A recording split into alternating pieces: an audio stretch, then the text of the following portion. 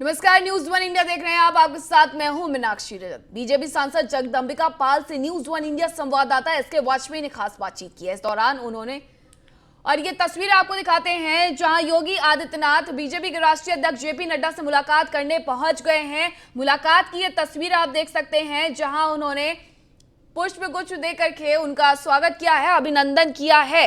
ये तस्वीरें आपको दिखा रहे हैं, एक्सक्लूसिव तस्वीरें न्यूज वन इंडिया पर, जहां मुख्यमंत्री योगी आदित्यनाथ ने जेपी नड्डा से मुलाकात करने वो पहुंच गए हैं। इसके पहले प्रधानमंत्री नरेंद्र मोदी के साथ उन्होंने मुलाकात की। करीब 1.25 घंटे तक ये मुलाकात चली है और ये तस्वीरें अब जहां जेपी नड्डा से मिलने पहुंचे हैं योगी आदित्यनाथ, जेपी नड्डा से मिलने पहुंच चुके हैं योगी आदित्यनाथ आज लखनऊ से दिल्ली पहुंचे हैं। यूपी सदन सबसे पहले पहुंचे, उसके बाद लगभग 1:30 बजे उन्होंने बीएल संतोष से मुलाकात की। वेंकैया नायडू उपराष्ट्रपति, उनसे मुलाकात की। उसके बाद लगभग 1.25 घंटे प्रधानमंत्री नरेंद्र मोदी से मुलाकात की और अब मुलाकात करने पहुंचे हैं बीजेपी के राष्ट्रीय अध्यक्ष जेपी नड्डा से। मुलाकात के दौरान की ये तस्वीरें हम आपको लगातार दिखा रहे हैं न्यूज वन इंडिया पर।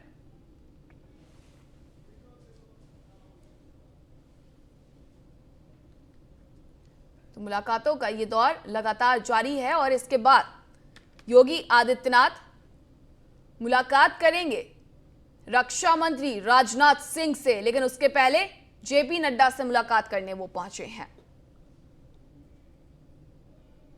जेपी नड्डा से मुलाकात के दौरान की ये तस्वीरें।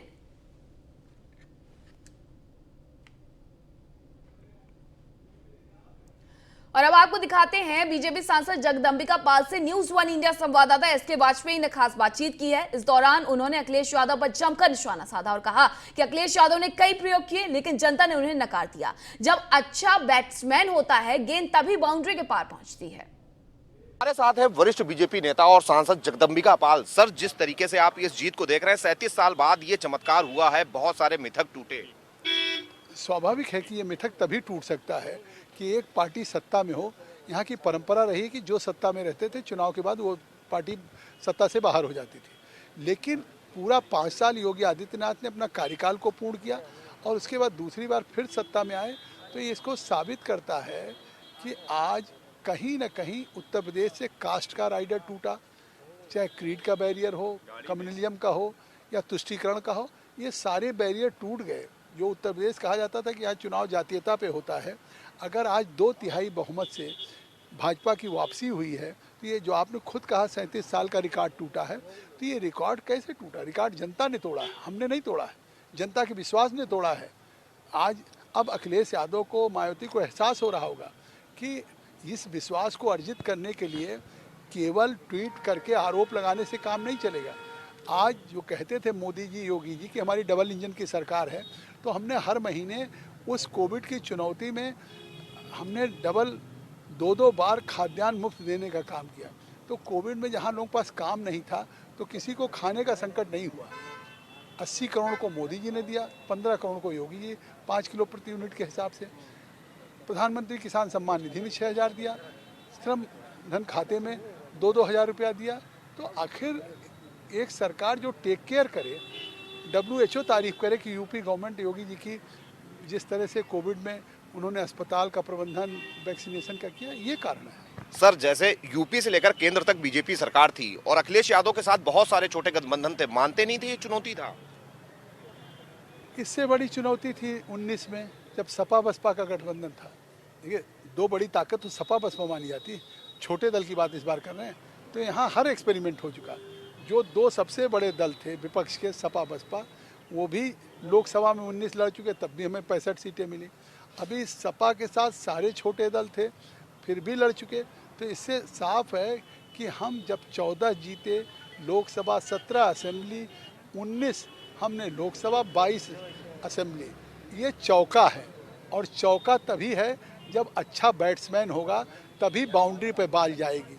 आज योगी आदित्यनाथ और नरेंद्र मोदी के नेतृत्व में 2 लोकसभा, 2 विधानसभा अगर हम जीत रहे हैं, तो ये नरेंद्र मोदी जी देश को जिस तरह से लोगों को प्रोटेक्ट कर रहे हैं, सम्मान बढ़ा रहे हैं, विकास की मार्ग को प्रशस्त कर रहे हैं, उसका परिणाम है। आप वरिष्ठ नेता हैं, आप क्या मानते हैं अखिलेश यादव की कहाँ चूक हो गई? देखिए क्या चूक है भाई, उनको खुद आत्मविश्लेषण करना चाहिए। 5 साल जब कोविड की लहर थी, घरों में लॉकडाउन था, तब वो घर से केवल ट्वीट कर रहे थे।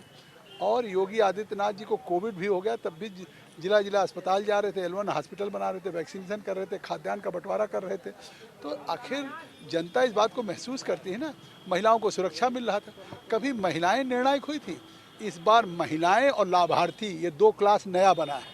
अभी तक होता था कि फला जातियाँ इनके साथ है, फला जातियाँ इनके साथ। इस बार के चुनाव में जातियाँ नहीं किसके साथ, इस बार के चुनाव में था कि महिलाएं भाजपा के साथ हैं। लाभार्थी कौन? जिसको आवास प्रधानमंत्री का मिल गया, शौचालय मिल गया, सौभाग्य में बिजली का कनेक्शन मिल गया, प्रधानमंत्री किसान सम्मान निधि 6-6 हज़ार मिल गया, श्रम धन खाते में 2-2 हज़ार मिल गया। तो इस तरीके से जो लोगों को मिला, गैस का चूल्हा मिला, सिलेंडर मिला, कितनी योजनाएं मैं गिनाऊं, तो इन योजनाओं ने किया है। आखिर 5 साल में इसको उन्होंने क्यों नहीं किया? बिल्कुल, ये है जगदम्बिका पाल, जिनका साफ तौर पर कहना है कि जो काम भारतीय जनता पार्टी ने पिछले 5 साल में किए हैं, जो मेहनत की है, चाहे वो कोरोना काल रहा हो या फिर लगातार लाभार्थियों की संख्या बढ़ाना, अलग अलग योजनाओं का लाभ लोगों को दिलाना, चाहे वो उत्तर प्रदेश सरकार की योजनाएं हो या फिर केंद्र की, यही एक बड़ी वजह थी कि भारतीय जनता पार्टी को बड़ी जीत मिली। और जहां तक विपक्ष का सवाल है, अखिलेश यादव लगातार ट्वीट कर रहे थे, घर से बाहर नहीं निकले, उनको लग रहा था कि ट्वीट के जरिए वो सरकार और सत्ता में आ जाएंगे, यही उनके फेलियर का कारण रहा। कैमरामैन अमित शाहनी के साथ में इसके वाजपेयी, न्यूज़ 1 इंडिया, लखनऊ। लखनऊ में हमारे संवाददाता एसके वाजपेयी ने बीजेपी नेता जितिन प्रसाद से खास बातचीत की। इस दौरान उन्होंने कहा कि पीएम मोदी और सीएम योगी के नेतृत्व में विकास कार्य तेजी से हो रहे हैं और जनता के विश्वास पर बीजेपी खरी उतरी है। समाजवादी पार्टी ने सिर्फ चुनाव के लिए गठबंधन किया था। देखिए, है वरिष्ठ भारतीय जनता पार्टी के नेता और बड़े ब्राह्मण चेहरे जितिन प्रसाद। सर, सबसे पहले तो न्यूज़ 1 इंडिया की तरफ से आपको बधाई। किस तरीके से देखते हैं, किस तरीके से देखते हैं हम नई सरकार के गठन को? नहीं, बिल्कुल, ये तो प्रचंड बहुमत मिला है, उत्तर प्रदेश की जनता का आशीर्वाद मिला है, प्रधानमंत्री जी का नेतृत्व, योगी जी की मेहनत रंग लाई है और आगे आप देखिएगा जो जनता के प्रति जो विश्वास व्यक्त किया उस पर खरा उतरेंगे। समाजवादी पार्टी के साथ कई गठबंधन थे, लगता नहीं है? कुछ नहीं, सब गठबंधन जनता देख चुकी है। चुनावी गठबंधन होते हैं, इनकी कोई ना विचार है, ना कोई दिशा है, ना कोई लक्ष्य है। भारतीय जनता पार्टी सिर्फ सत्ता के लिए नहीं, इस देश प्रदेश की सभ्यता, संस्कार और साहित्य के लिए जो यहाँ पे इसके प्रतीक हैं मोदी जी और योगी जी, उसकी लड़ाई थी। बिल्कुल, ये है जितिन प्रसाद, जिनको कहना है बीजेपी जो है समाज की लड़ाई लड़ती है, देश की लड़ाई लड़ती है, राष्ट्रवाद के लिए काम करती है। कैमरामैन अमित शाहनी के साथ में इसके वाजपेयी, न्यूज़ 1 इंडिया, लखनऊ। वहीं नोएडा पुलिस कमिश्नर ने यूपी सदन में मुख्यमंत्री योगी आदित्यनाथ से शिष्टाचार भेंट की है, मुलाकात की है। ये तस्वीर है जब नोएडा पुलिस कमिश्नर ने सीएम योगी से मुलाकात की है। आलोक सिंह, जो कि नोएडा पुलिस कमिश्नर हैं, उन्होंने मुख्यमंत्री योगी आदित्यनाथ से शिष्टाचार भेंट की है।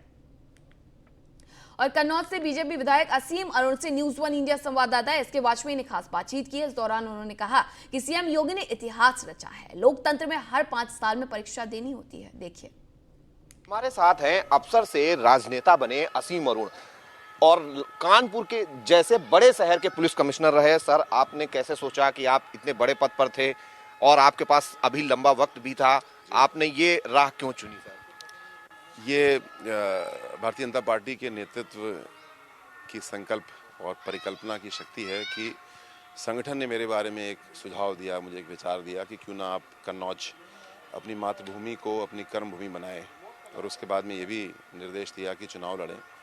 तो ये प्रस्ताव या ये विचार मेरे मन में नहीं आया, ये नेतृत्व के मन में आया और मुझे सुझाव दिया गया। मैं बहुत आभारी हूँ, आज मैं बहुत आभारी हूँ कि ये मुझे विचार दिया गया। चुनाव बहुत अच्छा रहा, सौभाग्य से हम लोग जीते हैं, पूरे प्रदेश में जीते हैं।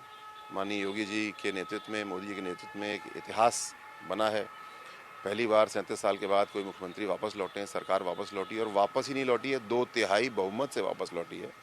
तो ये बहुत ऐतिहासिक बात है। मुझे बड़ी खुशी है, संतोष है कि मैं इस इतिहास का एक छोटा सा अंग हूँ। सर, जैसे आप कह रहे हैं कि इतिहास भारतीय जनता पार्टी ने रचा है, तो एक इतिहास आपने भी रचा है कि जो कन्नौज समाजवादी पार्टी का गढ़ है, अनिल दोहरे जो लगातार हैट्रिक लगा चुके हैं जीत की, कितना कठिन लग रहा था? शुरुआत में मुझे बहुत कठिन लगा था, लेकिन जैसे क्योंकि मैं राजनीति में नौसिखिया हूँ, जब मैं गहराई से घुसा उसमें तो मुझे समझ में आया कि राह आसान नहीं है और शायद कोई भी प्रतियोगिता को आसान नहीं माना जाता है, और खासकर चुनाव ऐसी चीज़ है कि इसमें पूरी ऊर्जा, शक्ति, कल्पना को लगाना ही होता है, क्योंकि आप कितना भी कर लें ये नहीं कह सकते कि हमने काम पूरा कर लिया, क्योंकि इतने सारे फैक्टर इन्वॉल्व हैं और 2,60,000 मतदाता यहाँ पे थे। तो पूरा काम किया गया। संगठन की बहुत शक्ति है कन्नौज में, पूरे प्रदेश में, पर मैं कन्नौज की बात कर सकता हूँ। और सभी लोगों ने, हमारे भारतीय जनता पार्टी के वरिष्ठ नेतृत्व ने योगदान किया। मैं बहुत आभारी हूँ कि माननीय योगी जी, माननीय मोदी जी ने आकर के रैली की और आशीर्वाद मुझको दिया, और सब चीज़ें मिलकर के अच्छी रहीं। मतदाताओं के मन में जो आशा है वो जागृत है, और जो वादे पार्टी स्तर पे किए गए हैं, एक संकल्प पत्र हमने अपने विधानसभा स्तर पे बनाया है, उसको अब पूरा करने का समय है। और मैं समझता हूँ अब ज़्यादा कठिन काम है, उसको भी अच्छे से पूरा करेंगे। सर, आपने सिविल सेवा की, आईपीएस बने, और अब ये दूसरी परीक्षा थी, दोनों में से कठिन कौन थी? इसमें तो कोई संदेह नहीं है, ये परीक्षा बहुत ज़्यादा कठिन है। सिविल सेवा की परीक्षा जो है वो एक बार देते हैं, फिर 36 साल दोबारा नहीं देनी पड़ती है। ये परीक्षा हर 5 साल में देनी है। दूसरा, यहाँ पे अगर मेरे 2,60,000 मतदाता माने तो मैं हर मतदाता को एक प्रश्न पत्र की तरह लेता हूँ। तो इतने सारे प्रश्न पत्र लिखने हैं, सही लिखने हैं, और अब उन हल प्रश्न पत्रों में जो हमने वादे किए हैं उनको पूरा करना है। सर, आपने पुलिसिंग में बड़ा काम किया है, अब वो चीज़ें प्रयोग करने का समय सरकार में आया है कि उनकी जिम्मेदारी ज़्यादा होगी। जी, जो पुलिस में मुझे अनुभव मिला, मैं सिस्टम बनाने का, प्रोजेक्ट संचालित करने का, उसका मैं अब लाभ लेना चाहूँगा। कन्नौज सदर में ऐसे बहुत सारे प्रोजेक्ट हैं जो इस समय अच्छे नहीं चल रहे हैं या बंद हो गए हैं, उनको सबसे पहले ठीक करना है और फिर नई योजनाओं को भी शुरू करना है। क्या मानते हैं सर, आपका नाम लगातार चल रहा है योगी की नई कैबिनेट में, मानते हैं अगर नई जिम्मेदारी मिलेगी तो चीज़ों को बड़े स्तर पर करना होगा? मैं अभी पार्टी में, राजनीति में बहुत नया हूँ, अभी मेरे 2 माह भी नहीं पूरे हुए हैं। मुझे लगता है कि छोटे छोटे कदम में चलना चाहिए, पर हर कदम को मजबूती से रखना चाहिए। मुझे अभी संगठन के बारे में सीखना है, विधायिका के बारे में सीखना है, और उसके बाद मैं आगे बढ़ना चाहूँगा। बिल्कुल, धन्यवाद सर। ये हैं असीम अरोड़, जो कि कानपुर के पुलिस कमिश्नर बने और अब वो कन्नौज सदर से भारतीय जनता पार्टी के विधायक हैं, और वो कह रहे हैं कि वो हर वो संभव कोशिश करेंगे जो पुलिसिंग में उन्होंने अनुभव पाया है, और जो भी सरकार जिम्मेदारी देगी उसको वो बखूबी निभाएंगे। कैमरामैन अमित शाहनी के साथ में इसके वाजपेयी, न्यूज़ 1 इंडिया, लखनऊ।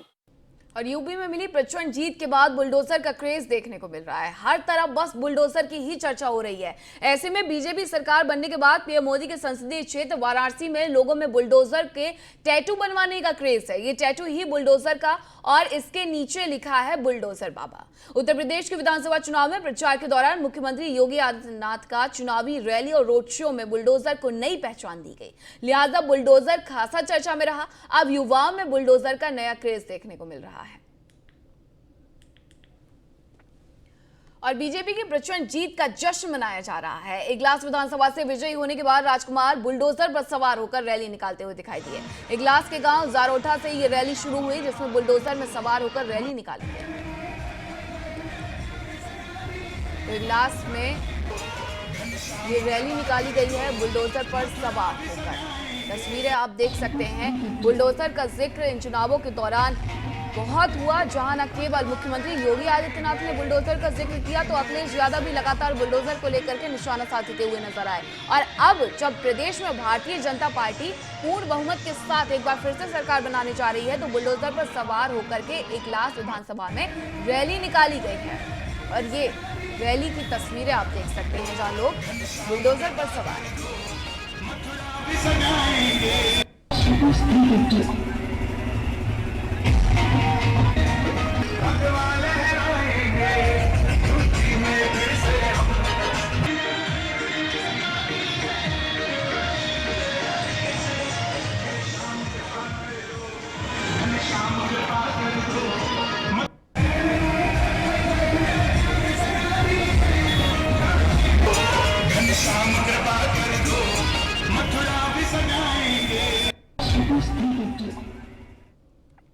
और हरदोई से इस वक्त की बड़ी खबर आपको बताते हैं, जहां सपा के 100 कार्यकर्ताओं पर एफआईआर दर्ज की गई है। एडीएम के चालक ने दर्ज कराई एफआईआर। सरकारी काम में बाधा डालने के आरोप में कार्रवाई। ईवीएम की सुरक्षा को लेकर हंगामा किया था, और ईवीएम की सुरक्षा को लेकर हंगामा करने के बाद समाजवादी पार्टी के 100 कार्यकर्ताओं पर एफआईआर दर्ज की गई है। एटीएम के चालक ने यह एफआईआर दर्ज करवाई है। हरदोई में समाजवादी पार्टी के 100 कार्यकर्ताओं पर एफआईआर दर्ज हुई है। ऑस्ट्रेलिया का 17 सदस्यीय प्रतिनिधि मंडल विश्व की ऐतिहासिक इमारतों को देखने के लिए आगरा पहुंचा। ताजमहल और लाल किले का प्रतिनिधि मंडल ने दीदार किया। ऑस्ट्रेलिया से आए प्रतिनिधि मंडल का रंगारंग कार्यक्रम से स्वागत किया गया। इसके साथ ही विदेशी मेहमानों के लिए आगरा निगम प्रशासन की तरफ से स्वच्छता सुरक्षा का विशेष ध्यान रखा गया।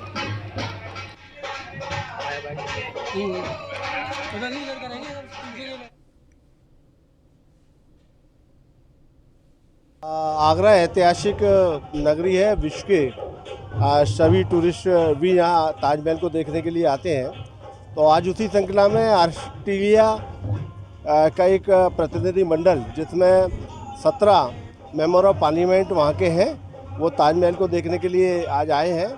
अमर विलास पे यहाँ पर उसको वेलकम किया है आगरा की ओर से। और ताजमहल और उसके बाद किला का उनका भ्रमण का कार्यक्रम है, देखने के लिए आए हैं। और माननीय लोकसभा अध्यक्ष ओम बिरला जी ने जब ये प्रतिनिधि मंडल इंडिया में आया तो एयरपोर्ट दिल्ली पर उनका वेलकम किया था। आजमगढ़ जिले में डबल मर्डर की वारदात से सनसनी फैल गई है। दीदारगंज थाना क्षेत्र के गुवाई गांव में धारदार हथियार से हमला कर एक महिला और 12 साल के मासूम नातिन को मौत के घाट उतार दिया गया। बताया जा रहा है कि रात में महिला और नातिन दोनों खाना खाने के बाद सो गए। जब सुबह लोगों ने उनके घर का दरवाजा खुला हुआ देखा तो पुलिस को सूचना दी। मौके पर पहुंची पुलिस ने दोनों शवों को कब्जे में लेकर पोस्टमार्टम के लिए भेज दिया है। एसपी अनुराग आर्य ने बताया कि पुलिस हर एंगल से मामले की जाँच कर रही है। जल्द ही पूरे मामले से पर्दा हट जाएगा।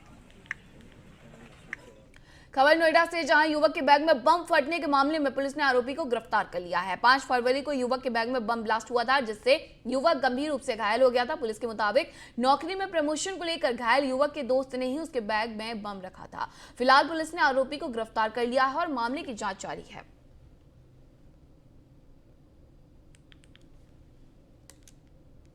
थाना सेक्टर 63 में 5 मार्च को एक घटना हुई थी, जिसमें एक कपिल नाम के शख्स के पास एक बैग था जो उसकी पीठ में रखा हुआ था और वो फट गया था, जिससे उसको चोटें आई थी। नज़दीकी अस्पताल में उसको भर्ती कराया गया था। उसमें जो जानकारी प्राप्त की गई है, इसमें कपिल के द्वारा ये बताया गया कि उसका एक दोस्त जिसका नाम राम सुमेत था, जो हरदोई का रहने वाला है और इसके साथ यहाँ पे चोटपुर कॉलोनी में रहता था। ये एक कपड़ा फैक्ट्री में काम करते थे। वहाँ पर पहले राम सुमेत काम करता था, उसके बाद जो है वो उसकी जगह पर कपिल काम करने लग गया। राम सुबेक के द्वारा देसी तरीके से कुछ पटाखों को लेकर के और उसके मिश्रण से एक क्रूड टाइप का जो है वो बम बनाया उसने और उसको उस बैग में रख करके राम सुबेक ने कपिल को दे दिया था। और जैसे ही बैग में जो है वो बैटरी से घर्षण हुआ तो वो फट गया। उससे उसके जो है वो बैग में पीछे कुछ राम सुबेक को पूछताछ के बाद जो है वो माननीय न्यायालय के समक्ष प्रस्तुत करके जुडिशियल कस्टडी में भेज दिया गया है और अन्य पहलुओं पर भी इसमें। उत्तर प्रदेश के बाराबंकी रेलवे स्टेशन पर उस समय हड़कंप मच गया जब यहां ट्रेन से 6 लड़कियों को संदिग्ध परिस्थितियों में जीआरपी ने रेस्क्यू किया। इन लड़कियों को 2 लोग ट्रेन से बिहार से गुजरात के सूरत लेकर जा रहे थे।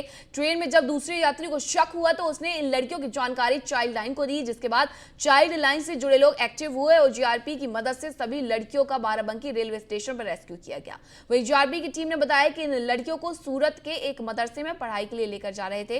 फिलहाल जांच टीम पूरे मामले की तफ्तीश कर रही है।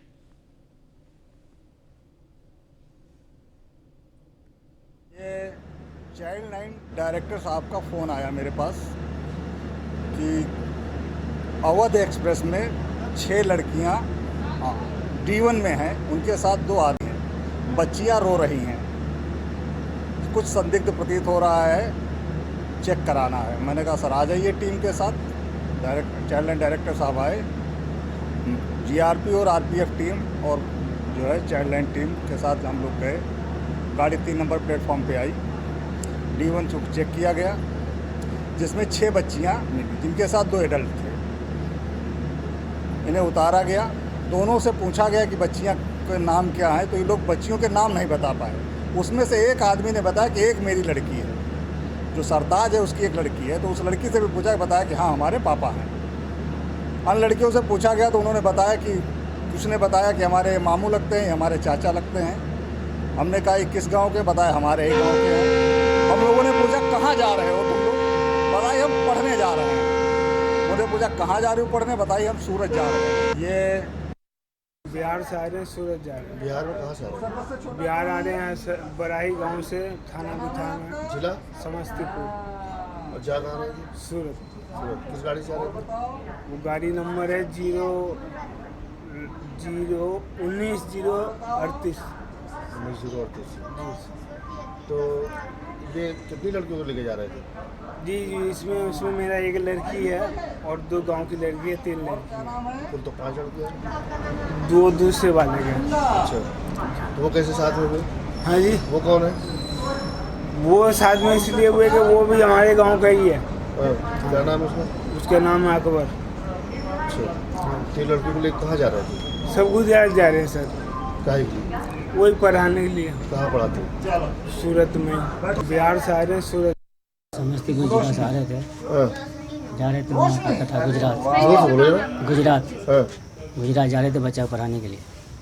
किसके बच्चों पढ़ा रहे हैं? मतलब हमारा साले का लड़की था, उसको पढ़ने के लिए देने जा रहे थे। साले की लड़की का क्या नाम है? नाम नहीं जानते हम। साले की लड़की का भी नाम नहीं जानते? जी नहीं, चचेरा मेरा साला है। और मम्मी का नाम? तो कैसा साला है कि इसकी लड़की का नाम नहीं जानते, उस लड़की को लेके जा रहे हो? हम उतना नहीं रहते गाँव घर में जनाब, हम उतना गाँव घर में नहीं रहते। कौन सा गाँव है? अच्छा, कहाँ पढ़ाते हैं? किस जगह पढ़ाते हैं तुम लोग इसको? हम बच्चा को पढ़ाते, वो गुजरात जाता पढ़ने के लिए। किस जगह पढ़ाते? वहीं अमेठी में उत्तर रेलवे की ओर से नोटिस मिलने से ग्रामीणों में हड़कंप मचा हुआ है। रेलवे विभाग की ओर से 1 दर्जन घरों पर नोटिस चस्पा किया गया है, जिसके बाद गुस्साए ग्रामीणों ने रेलवे प्रशासन पर गंभीर आरोप लगाए हैं। उनका कहना है कि हमारी कई पीढ़ियां यहां पर गुजर बसर कर चुकी हैं। ग्रामीणों ने सरकार और रेलवे विभाग से मुआवजे की मांग भी की है। संग्रामपुर थाना क्षेत्र के ठेगा के पास का मामला है। परबाजा आज कई पुश्त से इस घर में रह रहे हैं और रेलवे तब नहीं बनी थी।